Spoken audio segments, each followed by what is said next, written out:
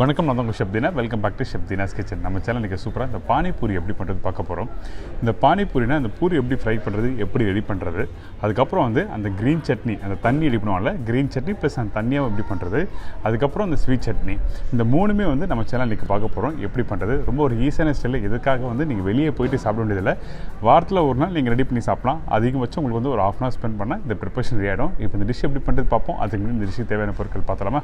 பானிபூரிக்கு தேவையான பொருட்கள்: ரவை 2 கப்பு, மைதா 3 டேபிள் ஸ்பூன், கொத்தமல்லி 1/4 கப்பு, இஞ்சி சிறிதளவு, புளி 1½ லெமன் சைஸ், வெல்லம் 3 ஸ்பூன், ஒரு பெரிய வெங்காயம், சோம்பு 1/4 டீஸ்பூன், மிளகாய் பவுடர் 1/2 டீஸ்பூன் கம்மியாக, பச்சை மிளகாய் 3, பெருச்சம்பழம் 10 நம்பர், எண்ணெய் ஃப்ரை பண்ணுறதுக்கு தேவையான அளவு, உப்பு தேவையான அளவு, உருளைக்கிழங்கு 2, amchur powder 1/2 teaspoon, chaat masala 3/4 teaspoon. இதாங்க இந்த ப்ரிப்பரேஷன் தேவையான பொருட்கள். இப்போது ஒரு சின்ன பவுலில் வந்து நம்மக்கிட்ட இருக்க இந்த ரவையை ஆட் பண்ணுறோம். ரவை வந்து 2 மடங்குனா ஒரு 3 மடங்கு ஸ்பூன் அளவுக்கு வந்து நம்ம வந்து மைதா ஆட் பண்ணுறோம். மைதா அதிகமாக இருக்கக்கூடாது. அப்படி மைதா அதிகமாக இருந்தால் உங்களுக்கு வந்து என்னன்னா நீங்கள் அந்த ப்ரிப்பரேஷன் முடிச்ச பிறகு சாகி ஆகும். அதனால தான் வந்து ரவை அதிகமாக வச்சுட்டு அதுக்கப்புறம் மைதாவை கம்மி பண்ணியிருக்கோம். ஸோ இப்போ கொஞ்சம் லைட்டாக சால்ட் ஆட் பண்ணியிருக்கேன். இதில் வந்து கொஞ்சம் லைட்டாக தண்ணி ஆட் பண்ணி இதை வந்து எப்படி நீங்கள் வீட்டில் பூரி மாவு பேசுவீங்களோ அதே மாதிரி நம்ம பேசஞ்சு எடுத்துகிற தான். ஆனால் கொஞ்சம் டைட்டாக இருக்கணும், லூஸாக இருக்கக்கூடாது. ஏங்கன்னா நீங்கள் ஃப்ரை பண்ணி எடுக்கும்போது அந்த லூஸாக இருந்ததுன்னா கண்டிப்பாக வந்து சாகி ஆகும். ஸோ அதனால் வந்து நல்லா டைட்டாக பேசஞ்சு எடுத்துகிட்டு இந்த மாதிரி நல்லா மிக்ஸ் பண்ணி எடுத்துருங்க. இந்த மாதிரி ரெடி பண்ணி முடிச்ச பிறகு நம்ம என்ன பண்ணால் கொஞ்சம் லைட்டாக மாலிஷ் பண்ணோம். அந்த டைமில் கொஞ்சம் ஒரு ஈர கிளாத் என்னன்னா, அதாவது வெள்ளை துணி கொஞ்சம் லைட்டாக அந்த வெட் கிளாத் சொல்லுவாங்கள்ல, அந்த வெட் கிளாத் மேலே போட்டு க்ளோஸ் பண்ணி எடுத்து வச்சிங்கன்னா உங்களுக்கு வந்து கரெக்டாக ஒரு 30 மினிட்ஸ் கழிச்சு நம்ம எடுத்து யூஸ் பண்ண போகிறோம். அதுக்கு முன்னாடி இந்த சட்னி எப்படி ரெடி பண்ணுறது பார்க்க போகிறோம். இந்த சட்னி வந்து கட்டா மீட்டா சட்னி சொல்லுவாங்க. அதாவது அந்த இனிப்பு தண்ணி சொல்லுவாங்கள்ல, அந்த இனிப்பு தண்ணி தான். ஃபஸ்ட்டு நம்ம புளி கரைச்சி வச்சிருக்க அந்த புளியை ஆட் பண்ணுறோம். அதுக்கப்புறம் வெல்லம் ஆட் பண்ணுறோம். பேரிச்சம்பழம் நல்லா பொடிசாக கட் பண்ணி வச்சிருக்க பேரிச்சம்பழம் இதில் ஆட் பண்ணியிருக்கேன். சோம்பு பவுடர், சில்லி பவுடர் இதெல்லாம் போட்டு நல்லா மிக்ஸ் பண்ணுங்கள். இன்னும் கொஞ்சம் லைட்டாக தண்ணி ஆட் பண்ணலாம். தண்ணி ஆட் பண்ண பிறகு நல்லா கொதிக்க விடுங்க. கொதிச்சு நல்லா வர டைமில் அந்த பேரிச்சம்பழம் கொஞ்சம் நல்லா சாஃப்டாகும். அதுக்கு பிறகு நம்ம அரைச்சி நம்ம ரெடி பண்ண போகிறோம். காரம் அதிகமாக இருக்கக்கூடாது. இந்த புளியோட அதாவது அந்த புளிப்புத்தன்மையும் அந்த இனிப்புத்தன்மையும் ரெண்டும் ஒரே அளவாக இருக்கணும். காரம் அதிகமானால் உங்களுக்கு வந்து அந்த டேஸ்ட் மாறிடும். இப்போ பார்த்தீங்கன்னா அந்த பேரிச்சம்பழம் ரெடி ஆகிடுச்சு. இப்போ நீங்கள் கையில் எடுத்தால் உங்களுக்கு நல்லா சாஃப்ட்டாக இருக்கும். ஸோ அந்தளவுக்கு நல்லா வேக வச்சுருக்கணும். இதே பல்க் குவான்டிட்டியை பண்ணும்போது நாங்கள் பண்ணும்போது என்னென்னா குறைஞ்சி வந்து 2 3 மணி நேரம் வந்து நல்லா கொதிக்க விடுவோம். ஏங்கிட்டனா இது ஸ்டோர் பண்ணணும். ஒரு 10 days 15 days ஸ்டோர் பண்ணி யூஸ் பண்ணுவோம். இப்போ அரைச்சி ரெடி பண்ணி வச்சுருக்கேன். இங்கே பாருங்கள் நல்லா திக்காக இருக்குது. திக்காக எடுத்து நீங்கள் ஸ்டோர் பண்ணிக்கலாம், ஒன்றும் ஆகாது. இதே வந்து கொஞ்சம் தண்ணியாக வச்சுன்னா உங்களுக்கு ஸ்டோர் பண்ண முடியாது. ஸோ அதனால் தேவையான அளவுக்கு நம்ம யூஸ் பண்ணிக்கலாம். இப்போ இந்த மிக்ஸி ஜாரில் வந்து கொத்தமல்லி ஆட் பண்ணியிருக்கேன். இப்போ க்ரீன் சட்னி ரெடி பண்ணுறோம். இப்போ இந்த மிக்ஸி ஜாரில் கொஞ்சம் கொத்தமல்லி, அதுக்கப்புறம் புதினா, காரத்துக்கு ஏற்ற மாதிரி நீங்கள் பச்சை மிளகாய் 3 ஆட் பண்ணிக்கலாம். இஞ்சி தின் ஸ்லைஸாக 3 ஸ்லைஸ் பண்ணி அதுக்கப்புறம் அரைச்சி ரெடி பண்ணி வச்சுருக்கோம்.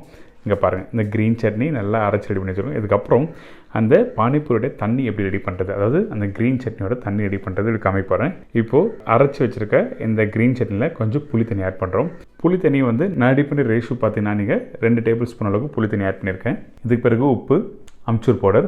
அம்ச்சூர் பண்ணால் ட்ரை மாங்காய் பவுடர், அதாவது ட்ரையாக காஞ்ச மாங்காய் வந்து பவுடராக பண்ணி வச்சுருப்பாங்க, அதாவது அம்ச்சூர் பவுடர். இப்போ அம்ச்சூர் பவுடர் ஆட் பண்ணியிருக்கேன். அப்படி அம்ச்சூர் பவுடர் உங்களுக்கு இல்லைன்னா நீங்கள் வந்து அந்த புளியோட அளவு வந்து கொஞ்சம் இன்க்ரீஸ் பண்ணியிருக்கலாம். இப்போ சாட் மசாலா ஆட் பண்ணியிருக்கேன்.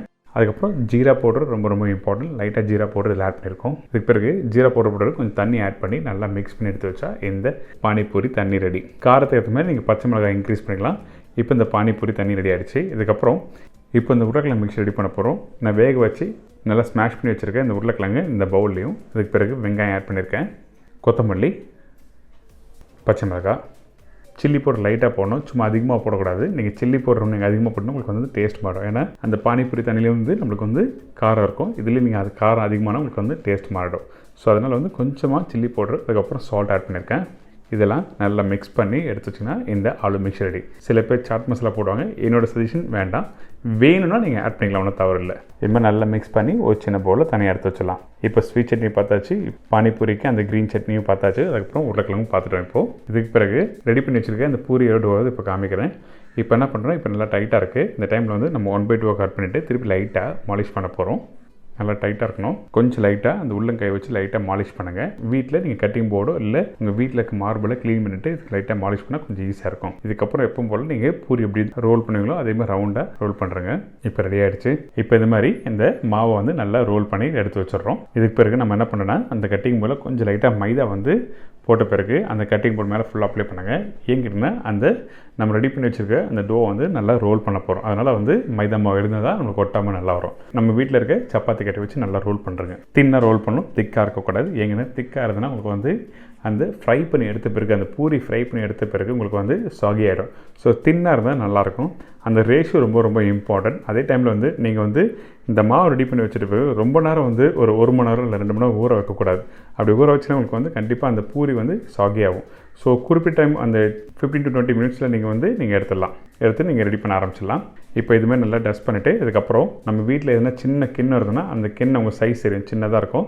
அது அழகாக இது மாதிரி கட் பண்ணிவிட்டு இது மாதிரி அப்படியே அழகாக நீங்கள் எடுத்திங்கன்னா உங்களுக்கு வந்து அந்த கட் பண்ண அந்த ரவுண்டாக இருக்க அந்த பூரி மட்டும் ரெடியாக இருக்கும்.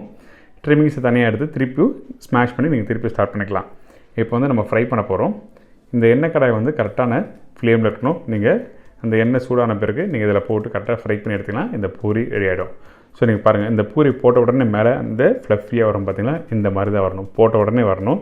அப்படியே அமுங்கக்கூடாது. அப்படி அமுங்கினாலும் உங்களுக்கு நல்லா இருக்காது. ஸோ அப்படி அமுங்குச்சுன்னா சாஃப்ட் ஆகிடுச்சுன்னா அந்த மைதாவில் மிஸ்டேக்காக இருக்கும். அதே டைமில் ஃப்ரை பண்ணுறதுலையும் மிஸ்டேக் வரும். ஸோ அதனால் கரெக்டான ஃப்ளேம் ஃப்ளேமில் வச்சு ஃப்ரை பண்ணுவோம். ஒரு மீடியமான ஃப்ளேம் வச்சு நீங்கள் ஃப்ரை பண்ணி எடுத்தீங்கன்னா இந்த பூரி ரெடி. இப்போ ரெடியான பூரியை பாருங்கள், உடச்சி காமிக்கிறேன். அந்த சத்தம் எப்படி இருக்குன்னு பாருங்கள்.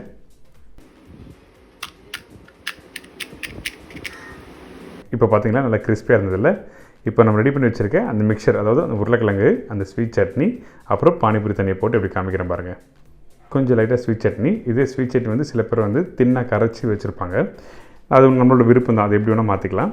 இதுக்கப்புறம் இந்த க்ரீன் சட்னி டிப் பண்ணி எடுத்திங்கன்னா பானிபூரி ரெடி. இன்றைக்கி ஒரு அருமையான ஸ்டைலில் பானிபூரி எப்படி பண்ணுறது சொல்லி கொடுத்துருக்கேன். கண்டிப்பாக வீட்டில் ட்ரை பண்ணி பாருங்கள். என்னங்க, இப்போ இந்த பானிபூரி எப்படி பண்ணுறது எல்லாருக்கும் ஈஸி தெரிஞ்சிருக்கும். கண்டிப்பாக வீட்டில் ட்ரை பண்ணி பாருங்கள். இதே மாதிரி நாளைக்கு இன்னொரு இன்ட்ரெஸ்டிங் டிஷ்ஷை சந்திக்கிறேன். அதுவரை உங்களுக்கு எடுப்பது உங்கள் chef Dheena. See you, bye, take care.